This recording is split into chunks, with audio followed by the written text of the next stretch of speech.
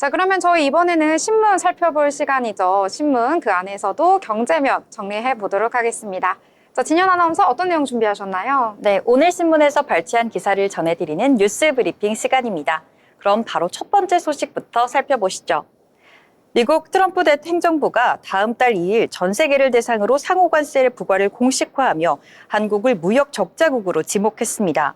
미국 백악관 국가경제위원회 캐비넷실 위원장은 유럽, 중국, 한국에 대한 무역 적자가 지속되고 있다며 미국 기업들이 경쟁하기 어렵다고 설명했습니다. 해실 위원장은 무역 장벽을 낮추지 않는 국가에 대해서는 관세를 부과하겠다라고 강조하며 장벽을 모두 낮추면 협상은 끝날 것이라고 덧붙였습니다. 이에 대해 한국의 비관세 장벽에 대한 미국의 불만이 제기되고 있으며 농업부문 위생검역, 디지털 통상 장벽, 중국산 철강의 우회 수출 문제 등이 언급되고 있습니다. 트럼프 대통령은 최근 자동차 업계 최고 경영자들과의 회의에서 안전벨트를 매라며 관세 철회 의사가 없음을 재확인하기도 했습니다. 또한 자동차 관세 유예 조치가 결국 관세 부과로 전환될 것이라고 밝혔는데요. 한편 백악관은 국가별 맞춤형 관세 부과 방안을 검토 중이며 개별 국가마다 세율을 따로 매길 가능성이 높아 적용까지는 6개월 이상 소요될 것으로 보여지고 있습니다. 두 번째 소식입니다. 도널드 트럼프 미국 대통령이 시진핑 중국 국가주석의 방미 가능성을 언급하면서 미중 관세 전쟁의 향방에 관심이 쏠리고 있습니다. 트럼프 대통령은 현지 시간 17일 워싱턴 DC 케네디 센터에서 열린 행사에서 시 주석이 미국에 올 것이라며 구체적인 일정을 밝히지는 않았지만 머지않은 미래에 방미가 이루어질 것임을 시사했는데요.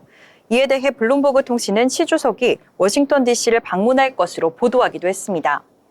현재 미중 양국은 관세를 주고받으며 무역 전쟁을 이어나가고 있습니다. 미국은 지난달 4일 중국산 제품에 추가 관세 10%를 부과했으며 중국도 이에 맞서 미국산 제품에 보복 관세를 적용했습니다. 이후에도 관세 부과가 이어지면서 양국 간 갈등은 심화되고 있는 상황입니다. 이런 상황에서 양국 정상의 회담이 성사가 된다면 관세 정책에도 변화가 있을 것으로 전망됩니다.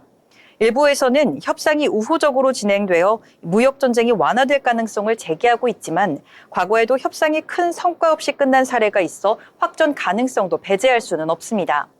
미중 정상회담이 실제로 이루어질지 그리고 관세 정책에는 어떤 변화를 가져올지도 주목되고 있습니다. 다음 소식도 살펴보겠습니다. 삼성전자가 미국 AI 데이터 분석 기업 팔란티어와 협력해 반도체 수율과 생산성 개선에 나섰습니다. 18일 업계에 따르면 삼성전자는 지난해 말 팔란티어 AI 기반 데이터 분석 플랫폼 도입을 완료했다고 전했습니다. 팔란티어는 대규모 데이터를 분석해 최적의 생산성과 품질 개선 방안을 제시하는 기업으로 삼성전자는 이를 통해 반도체 공정 개선과 수율 향상을 추진하고 있습니다. 반도체 공정 데이터는 기업의 핵심 기밀로 외부 공유가 극히 드문데요. 그러나 삼성전자가 팔란티어와 협력한 것은 수율 개선이 시급한 과제가 됐기 때문입니다. 특히 3나노 이하 파운드리 공정과 차세대 D램 생산에서 기술적 어려움을 겪고 있는 상황에서 AI 분석을 통한 해법을 모색하고 있습니다. 또한 삼성전자는 엔비디아의 디지털 트윈 기술 옴니버스를 활용해 가상 반도체 공장을 구축하고 있다고 전했습니다. 이를 통해 생산 라인을 최적화하고 새로운 칩 디자인을 개발하는 등 반도체 경쟁력 강화를 위한 다양한 시도를 하고 있습니다. 반도체 업계 고위 관계자는 AI와 빅데이터를 활용하는 능력이 반도체 경쟁력을 좌우하는 시대가 왔다면서 AI 데이터를 잘 다루는 플랫폼 업체와 오픈 이노베이션 필요성은 점점 더 커질 것이라고 언급했습니다. 다음 소식도 살펴보겠습니다. 초고액 자산가들의 자산 승계와 관리 수요가 증가하면서 증권사들이 패밀리 오피스 사업에 속속 뛰어들고 있습니다. 국내 주요 증권사 8곳이 이미 패밀리 오피스 서비스를 운영 중이며 현대차증권과 메리츠증권도 올해 안에 서비스를 출시할 계획이라고 밝혔습니다. 패밀리 오피스는 부유층 가문의 자산을 종합적으로 관리하며 상속 기업 승계, 절세 등의 업무를 지원하는 서비스입니다. 특히 베이비붐 시대의 은퇴가 본격화되면서 세대 간 부의 이전과 차세대 경영자 교육에 대한 관심도가 높아지고 있습니다. 지난해 금융자산 300억 이상을 보유한 초고액 자산가들의 자산 규모는 1,267조 원으로 전체 금융자산의 44.8%를 차지했습니다. 이에 따라 증권사들은 맞춤형 서비스 제공과 투자은행 부분과의 연계를 강화하면서 시장 선점에 나서고 있습니다. 전문가들은 패밀리 오피스가 단순한 자산 관리를 넘어 국내 경제 전반에 기여할 수 있는 금융 서비스로 자리 잡아야 한다고 강조했는데요. 국부 유출을 막고 모험 자본을 효율적으로 배분할 수 있는 방향으로 발전해야 한다고 분석하고 있습니다. 마지막으로 다음 소식 살펴보도록 하겠습니다. 실업급여 인상이 비정규직 근로자 수 증가에 큰 영향을 미쳤다는 연구 결과가 나왔습니다. 특히 이 실업급여 수급액이 최저임금보다 높은 현상이 발생하면서 최저임금으로 일하기보다 실업급여를 받는 게 낫다라는 현상이 실제로 벌어졌습니다. 18일 파이터치 연구원이 발표한 연구 결과에 따르면 실업급여 지급액이 1%포인트 증가할 때마다 비정규직 근로자 수는 0.12포인트 늘어난다고 밝혔습니다. 이를 기준으로 2019년 10월 실업급여 인상 후 6년 동안 비정규직이 약 24만 명 증가한 것으로 추정되고 있습니다.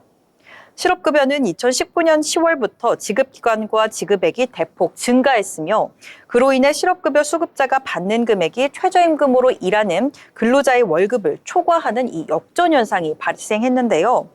2024년 기준 월 209시간을 일한 최저임금 근로자보다 실업급여를 받는 사람이 더 많은 금액을 받게 됐습니다. 이는 OECD 회원국 중 우리나라에서만 나타나는 현상이라고 합니다. 전문가들은 이 현상을 해결하기 위해 실업급여 지급액을 이전 수준으로 되돌리고 수급 요건을 강화할 필요가 있다고 지적했습니다. 특히 자발적 퇴직자에게는 실업급여를 지급하지 않는 방안을 검토할 필요성이 있다고 제기하기도 했습니다. 이상 뉴스 브리핑 전해드렸습니다. 네, 여러 가지 뉴스들 잘 정리를 해주셨습니다. 이 5가지 내용 중에서 무려 2가지가 이 관세와 관련된 내용인데요. 미국의 관세 전쟁 계속해서 격화가 되고 있습니다. 이 트럼프 대통령 같은 경우에는 계속해서 한국에 좀 불만을 표시를 했는데요.